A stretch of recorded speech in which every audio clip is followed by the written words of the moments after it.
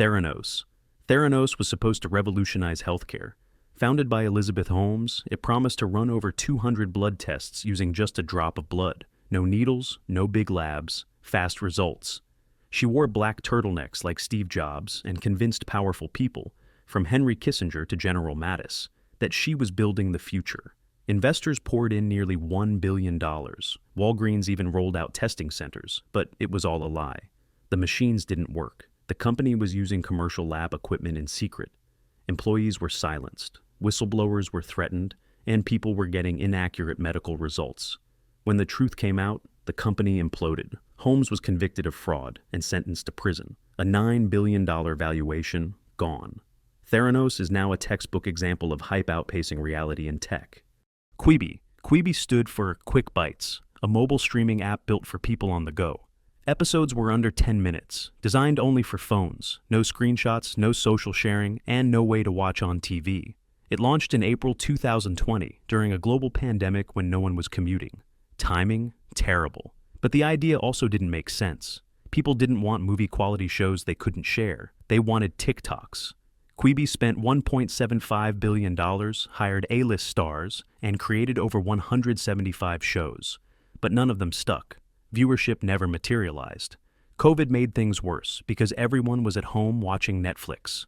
By October 2020, just 6 months later, Quibi shut down. Founder Jeffrey Katzenberg blamed the pandemic. But the truth?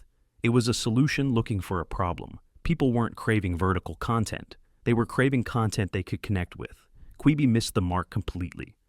WeWork called itself a tech company, but it was really just a commercial real estate business renting out shared office space.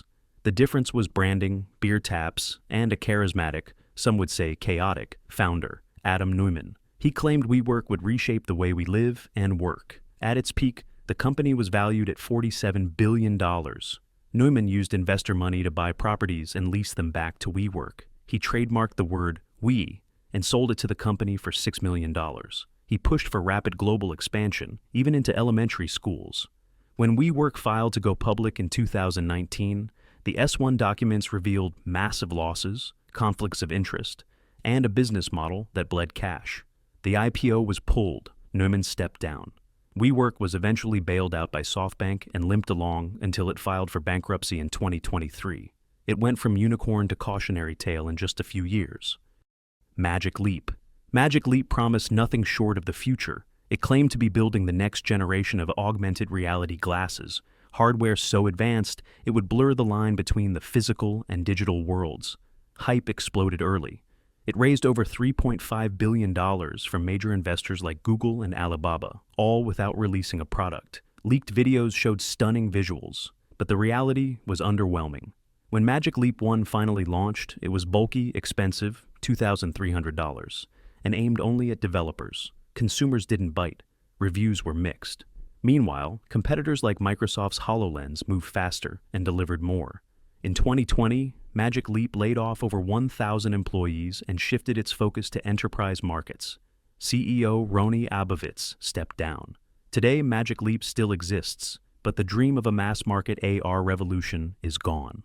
It's a case study in overpromising, overfunding, and underdelivering. Juicero.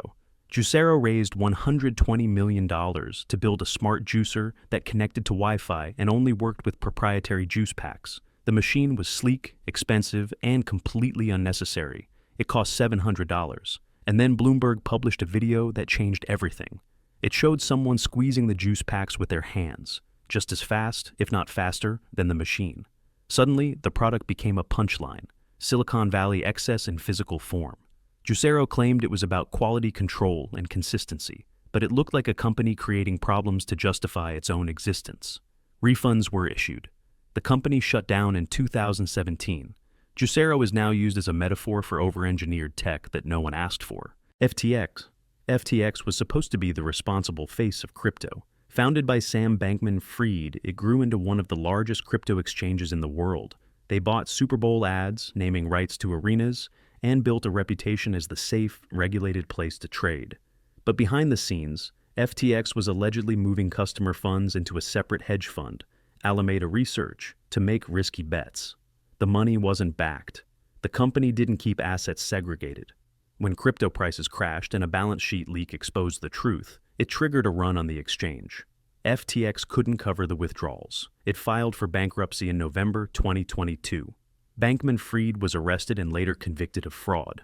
Over $8 billion in customer funds vanished. FTX was the poster child of crypto greed and lack of oversight. Builder.ai. Builder.ai promised to help anyone build apps using artificial intelligence. It raised $450 million from investors like Microsoft. The idea was that you could describe your app, and AI would handle the rest. No coding needed. But in 2024, reports surfaced that most of the apps were actually being built manually by developers overseas.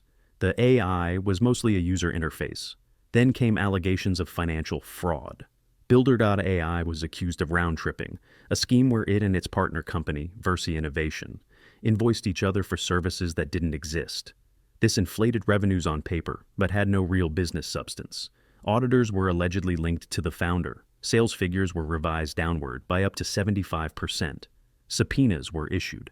Builder.ai, once considered a rising star, collapsed under the weight of its lies. It was fake it till you make it taken to its breaking point. So, which of these startups' products would you actually use had they built a real product? Let us know in the comments, and if you enjoyed the video, please like and subscribe.